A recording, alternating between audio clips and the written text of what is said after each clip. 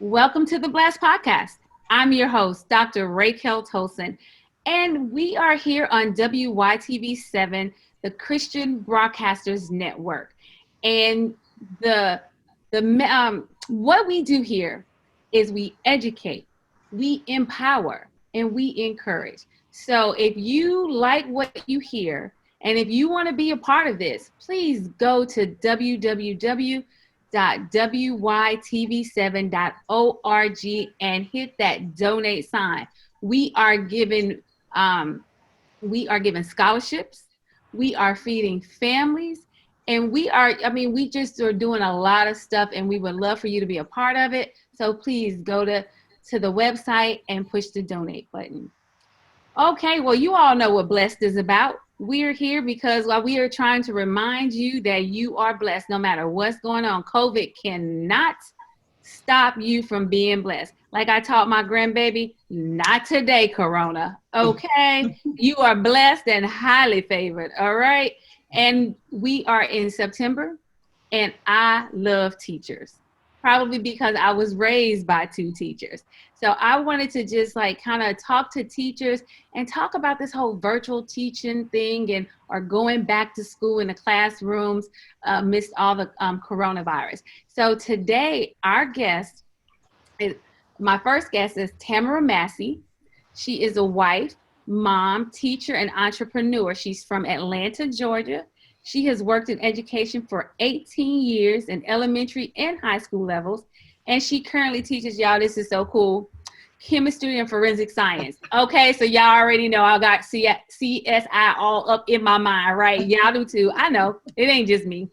And my second guest is none other than my own child, because he, y'all, is a first-year teacher. He started his teaching career this August. He's a teacher at the Hamilton High School Academy of Music and Performing Arts. He is also an alum of that school. And Lorenz teaches piano, music business, music technology, and my favorite, marching band, because I went to Florida A&M University, the home of the best marching band in all of the land, the Marching 100, okay? So I already know that LA, as soon as we get back to football and he can get those kids out there on the field, they are going to be in for a treat because he was raised on Florida marching. So it's going to be good. It's going to be good. Welcome to Bless, guys. Welcome to the Bless Podcast. Welcome. Thank you. So, my guests know Lorenz, Tamara, so we got to start with you. With you. All right. So I just want, you already know, I want you to talk about forensic science, girl. No, wait. I'm just kidding. We're gonna get to that. But no, seriously. So you're in Atlanta. Are you guys doing virtual school, or are you guys back in the classroom? In Georgia, it's a little bit of both. So in my county, we started off digital learning for about 2 weeks, and then they are doing like a gradual phase in or staggering of the kids in. So 2 weeks ago, we started with kindergarten, first, 6th, and 9th. And so last week we started with 2nd, 3rd, 7th, and 10th.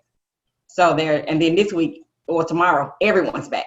So it's been a journey. It's been a journey, very different from all my other years of starting. So yeah, it sounds confusing. Did they say why did they choose those grades like that? Well, what was the... So it was interesting here in Georgia. So we had a lot going on. Teachers protesting for my county at we call the ISC, or the Instructional Support Center. Basically everybody in their cars, honking the horns, like trying to get the attention of let's keep digital. And then we had the reverse side where you had parents going to the meetings, the board meetings and things like that, saying we want our kids in school. So with that, I guess back and forth balance, I guess the way that they thought to appease would be to do a little of both. So with the staggered, just because they're staggering kids back in, it still allowed the parents to opt to keep their kids at home. So for example, my school has 3,200 students, and I guess about July, it was about 1,800 coming back. And so now we're at only 1,000. So just to tell you, parents are very aware of pandemic and, not quite ready to put their kids in school. So that's kind of how it's been. And so we do have some counties that are full virtual and will be for the first 9 weeks of school. And then you have some that have fully grown to all kids are starting school. So you have a variety here in Georgia. Okay. Okay, so Lorenz, tell us about LA County. What's going on with LAUSD? Well, I am a representative teacher of LA Unified School District, LAUSD for short, and we are full virtual. We are not in the classrooms. Some teachers are able to go to their classrooms in order to, have a space to teach or give students some, familiarity with the space that they're in. As you can see behind me, I'm working from home, so I just create a somewhat similar space that my students would see us in with the studio. But yeah, we're virtual. Students aren't even allowed on campus. We have to, as a music academy, we actually have to pass out instruments this week. So that's something that I'm doing tomorrow and Thursday, but students can't even walk through the gates. They're not allowed on campus whatsoever. So how are you gonna give them the instruments? We have to carry them from the band room out and then walk back and then go back. So it's going to be a fun process tomorrow and Thursday. Wow. You know what? It's just like, it's a lot. And I mean, it's a new normal. And I don't pity parents, teachers, anybody that had to make the decision. And unfortunately though, Tamara, as a teacher, did you get to make a decision if you wanted to come back or not? Unfortunately, we didn't. All teachers were forced to come back to the school, and we were told if you don't feel safe, then you should stay home and decide to go on leave and get a portion of your pay. So you have that going on. So we are literally in our classrooms, professionally dressed and teaching our kids virtually. And as of last week, my 10th graders, my chemistry kids are back in the classroom. My largest class was 4 students last Wednesday. And then it was funny because Thursday, I was looking at my Zoom because I'm literally teaching virtually as well as teaching kids in my classroom. So that's very interesting. Never done before, for me anyway.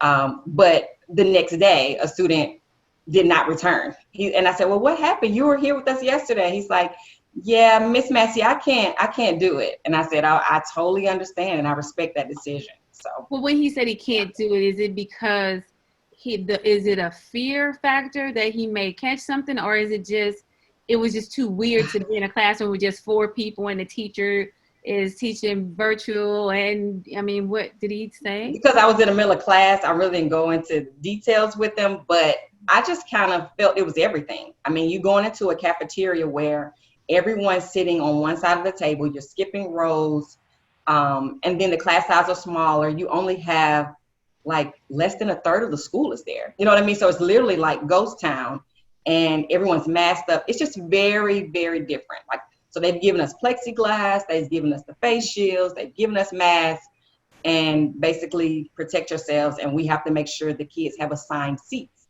So if there is an outbreak, according to the county, they'll be able to track who was sitting where, and that person only will be put in quarantine. That's what we've been told.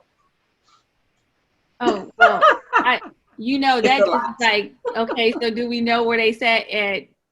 Okay, right, at lunch, outside, yes. Mm-hmm. They go to other people's classes, right? Yes. So they walk throughout the hall and go from class to class. Mm-hmm. Okay, so everybody out there, you can't see my face if you listen, but my face is looking like dumbfounded. Only the kid next to him go, because he don't walk through the halls and everything. Right. And if he got a girlfriend, he was kissing her. I'm just letting y'all know, because that didn't stop. That didn't stop. Come on. So well, they said one-way hallways. That's what they're doing now. One-way hallways. Yeah, I understand that, but him and his girlfriend walking one way together and they holding hands and he gonna kiss her. I promise y'all, because it's high school. Y'all, come on, y'all act like y'all don't remember high school. Yep. So, but my grandbaby is up here. She has been going to class. I was here when she started school, and they go with their mask on. All the little kids with their mask on, they get on the bus, and they say, the teacher has been sending us videos of things that they're doing, and they masked up the whole time. But because she's a kindergartner, it's like it's no big deal for her. Because okay, this must be this what school be. Right. This If is all I know. I mean, she understands Corona. Like I told her, Right. not today, Corona, because we drink our lemon hot tea with lemon to make sure if anything we gonna clear out. So she know not today, Corona. But she doesn't understand that whole mask thing is not the normal. So for little bitty kids, kindergartners, they just so happy to be around people. And I'm sure probably the high school students too. Lorenz, are your high school students feel like they missing? Do they want to come back? Have they said that they Oh, well, so when you teach musicians, they can't wait to get back to play with other musicians. Yeah. Because we don't have the technology, nor some of the funding that we probably should have, in order to get the technology for students to be on a call and play at the same time. Because there's lag, people have different, Wi-Fi capabilities. So we're having, like, for my marching band, I have students in sectionals from their phones, and they have to play one at a time with their section leaders in order to see who knows what parts and go over these parts. And so it's really student-led at this point. I don't know how my colleagues who are teaching, nothing but instrumental classes, I have no idea how they're going about it. I'm I'm blessed that I'm a music tech teacher, and I'm teaching history lessons right now, and my advanced students get to do their own thing, and so I'm definitely blessed in this fact that I don't have to worry about that too often. But as far as my students, they can't wait to get back. My tech students want to get back in the studio to record, which they can't right now. So there is a little bit of, we want to get back, but they're also not upset with the current situation. One reason being we start school an hour later, so they get to sleep in an hour later. Yeah. Two, we get out an hour earlier, so they're not in school till 3:00 anymore. They get out at 2. So I mean, I think the district's done a good job with, giving students less, but also giving them a little bit more. I feel bad for my fellow teachers in Georgia as I get to stay home in half professional dress. Half. You got those shorts up under there. Because it's hot. It is hot in LA right now. It's finally cooling down, but yeah, during that sweltering week, I was able to wear shorts and be comfortable. But yeah, I mean, I can't wait to get back in the classroom myself when it's safe. Just because of my students and the capabilities that I'll be able to have once we get back, class sets of keyboards, class set of the same recording technologies. And so, yeah. That's interesting, because I'm thinking about your piano teacher students. So everybody, they get to come and get a keyboard to take home with them to learn the piano? So that's something I get to do tomorrow. I get to see how many pianos I actually have available. And unfortunately, those will have to go to my advanced students first, who needed to actually compose and, do all the stuff for their assignments. And if I have enough left over, then my piano students will be able to receive one. However, right now, our piano students we're leaving it to strict theory practice. So we're teaching them, right now I'm using musictheory.net, super cool website, and it has built-in lessons, so I don't have to create any lesson plans. But in those, it's really just about, note identification was like the first one. Note values was the second lesson, and so I just gave a quiz on that last week. But then I'm able to show them, like, okay, well, there's a note on the staff. You know how to identify that now. Now, when you see that note, it's going to be this key on the keyboard. That really sounds confusing to me. I don't know about the other people out there, but it sounds like I'm like, give me a piano, man. Just give me a piano or just leave me alone. But hey, Tamara, okay, now it's time for forensic science, girl. So how you teach the next CSI people? What you talk about in class? Oh, wow. Everything. So everything's on the table for me. And I always make it alive. So unfortunately, people are always committing crimes, you know? So Unfortunately. what's up with that? Right. So really, literally everything's on the table. So we did intro. And so now at the intro, we talked about crime scene investigation and the importance of looking at a sketch or diagram and letting it tell the story. Everything's about reconstructing the story. So of course we mentioned our O.J. Simpson, our John Benet Ramsey has come across, a little Wayne Williams. We haven't got really into him much. I don't know, that was an Atlanta serial killer that we had here, which interesting enough, I have a police officer in the building that actually got a chance to meet him. He was at one of the correctional facilities. So I always have him come in and talk. Okay. So we'll watch different forensic file videos, of course, with everything going on. We got a chance to look at a little snippet or a clip where we didn't actually see what happened, but when the young man got shot in the back 7 times. So it was interesting because I have a few classes, and one of the classes, they were like, Miss Massey, this not right. He didn't do this. They didn't do this. And in the other class, they literally were silent. They said, Miss Massey, we really don't have anything to say. And it was just, you know how silence is truly golden, to hear that from our young minds. Mm-hmm. And you knew that they were really bothered, but they kind of felt that it didn't really matter what they said. And all they could do was just kind of shake their heads on the Zoom call. And it was just like, wow. And I'm like trying to pull, because normally I'm like I've seen these videos, these forensic files so many times. I'm like, oh, wait, look. Oh, what are you going to do? Oh, you know, I'm all hyped. And they're like, oh, you know, just, oh, this is so sad, Miss Massey. Oh, my God. You know, and so I try to get them into it to hear their feedback and kind of get them going with it. But it was just interesting to see that one class was literally silent. But again, everything, like I said, is on the table. So tell me this.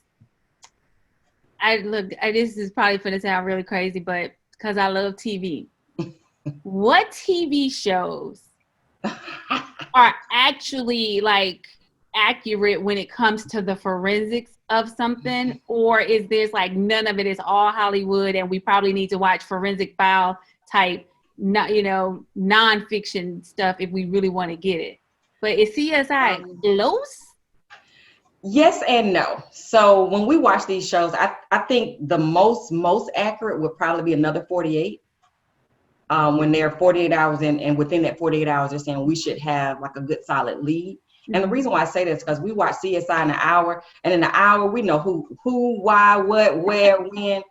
Life doesn't really happen like that, you know. Right, so they take you through those processes, but to be honest, those processes take weeks or sometimes months to get those certain tests and those certain specialists on the crime scene to process that the evidence. So okay. The reason why I say another 48, because they literally take you through that. It didn't just wham bam and in an hour we found it kind of thing. Right, so they all have some accuracy, but the Hollywood part of it is that, oh yeah, look at that. I found this and that. Right. And hey, I took it back to the lab, and then boom, boom. Right. Yeah, not so much. So when you were talking about the young man that was shot 7 times, thank God he did not die, but yes, he is in the hospital and he is paralyzed. So you and Lorenz both are not only teachers, but you're entrepreneurs, and we all three of us, we are well, I like to call myself a Lady of Justice ambassador. All right. That's what I like to call myself. It's so cool, right? You like that one? But we're Legalshield associates. And Lorenz, I'm going to let you do it because I want you to tell us about Legalshield, and why did you want that app on your phone? Well,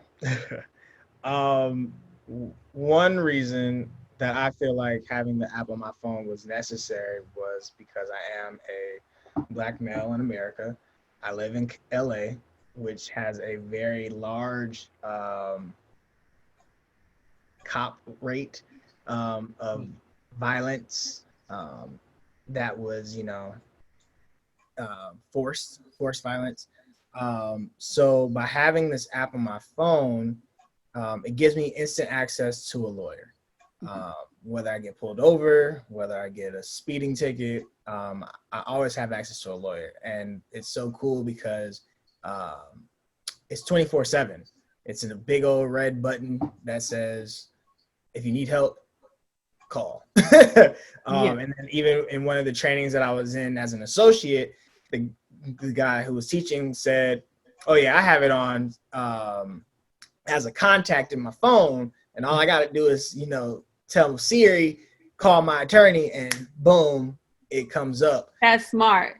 They don't Instead of looking for your phone, and they think it's something you put looking for a gun when you're trying to get your phone. Exactly. So it definitely does that. And so what that does for me is it just really puts me at ease. Like, I don't really stress when it comes to having police tell me anymore. I know in college, I used to be real tense whenever I saw a police officer behind me, or even if they like came and turned in front of me, or, I would always just find myself tensing up.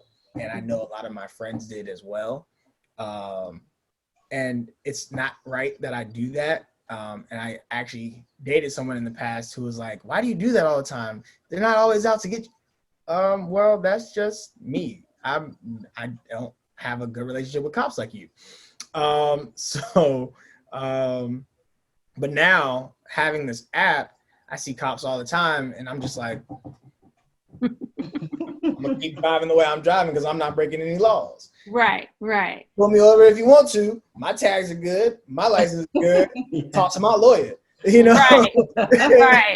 So it's little things like that I think is why I have it, and that's why I also decided to become an associate and help other people experience the same calmness and sense of peace while driving that I do.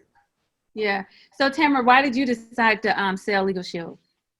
So me and my husband were on our way out of town because I love to travel, and he was listening to this book. And in this book, there was a guy talking, and he said, if you work on your job for the next 5 years, will you be able to fulfill your dreams? And I was like, wow, that's deep. Like, will I really, as a teacher, be able to do what I really want to do, like travel the world? And so from there, I just started like kind of doing some soul searching and saying, okay, Tamara, what are you going to do? My husband's in real estate. So I started talking to my husband, and I was like, I'm thinking about selling real estate. He was like, no, I got this idea. I think I got this business idea that I heard. He went to the conference and heard the guy that was on the book. That wrote the book. And I was like, okay. And so he went ahead and signed up while I was at work, and I came back home. He's like, well, I already signed up. And I was like, okay, well, what is it? So then now I'm doing the research and backtracking, and I was like, oh, wow, this is really good. So I started kind of, I guess, a little backwards, where I heard more about the business side and got into that. But it's funny because when I hear the presentations, I'm like, man, I'll buy this again. Like, this is some good stuff. Like, I need this. But me and my husband, we married 21 years, and we kept saying, we got to get our will. We got these kids, we got property, we got, businesses and real estate. We need a will. And so I was like, we could just get our will? What?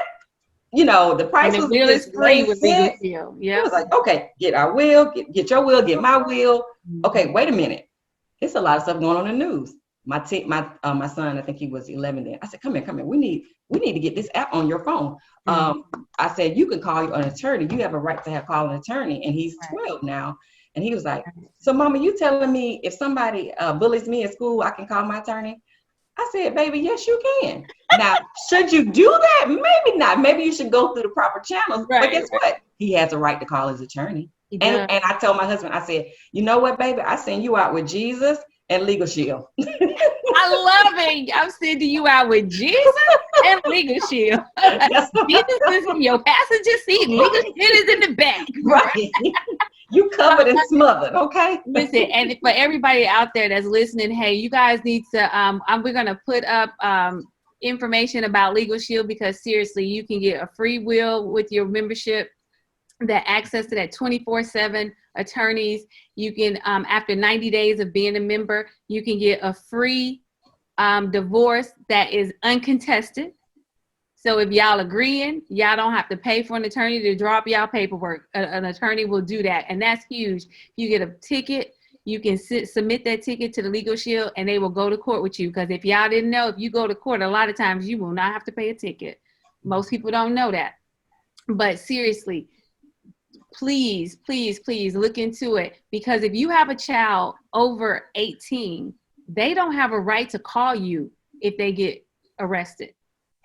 They have a right to remain silent and a right to an attorney. That is it. They do not have a right to call mama at 18, even though our babies are still sometime 18 in high school. Nope, no right to call mama. So you want that app on your 18-year-old's phone for sure.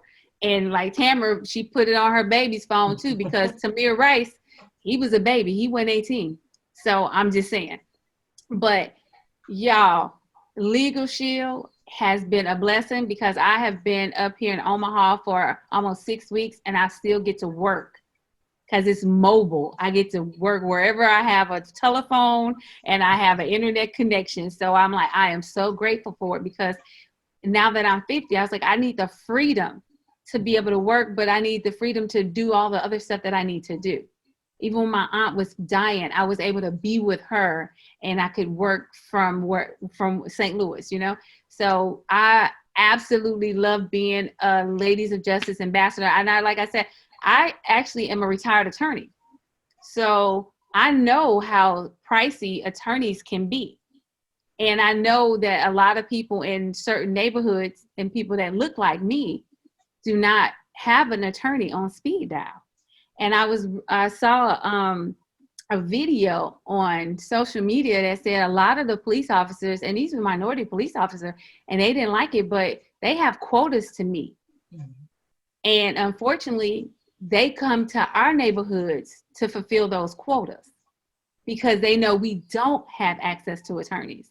But what if everybody in our neighborhood start getting Legalshield on their phone? Then it might be a little bit something different. Now they're going to need to go into everybody's neighborhood to fulfill their quotas, or maybe they don't need to have those quotas. You see what I'm saying? Because we pay them. Why they got to have quotas against us? That's what I want to know. But I'm not going to even get into that today, because we only got 5 minutes left. And I need to tell y'all thank you. I appreciate your service. Isn't that weird how, you know, you used to hearing that, people saying that to people in the military? You know, my play daughter and her husband, they are in the military, and, you know, people, thank you for your service. Thank you for your service. But I'm telling you two, and every teacher out there listening, thank you for your service. Thank you for showing up in those classrooms that they made you come, even though you were fearful, a little fearful maybe. But yeah, I know you take Jesus with you and your Lysol. Yes. Okay. Yes. And your hand sanitizer. You're going to be good. And I just pray for the teachers who could not go because they do have underlying health ailments and they are at home. And I hope that they can make it off of just part of their salary. And if you know some of them that they can't, maybe you need to send them over to Legalshield so they can have a part-time job in Legalshield so they can supplement that income that they're not getting all of it. Lorenz, enjoy tomorrow passing out instruments. Wear your gloves so you can keep these kids safe. And I hope one day that y'all get to at least go outside on the field and play some music, you know, soon. Because how can you be in a marching band and not get to play your instrument? Oh my goodness, and get to march up and down and do a little dancing. Oh yeah, like hey nah. You know, I love the marching band. That's my favorite thing about the football games when I was at AMU. Yeah. So you can reach Tamara. What's your Legalshield email? Oh, wow. Is it, I think James Massey James.Massey. Oh my goodness. At We Are Legalshield. Yeah. Sorry. James.Massey, Massey. Uh-huh. Okay. James.Massey at We Are Legalshield. Lorenz, what's yours? Lorenz.Tolson at wearelegalshield.com.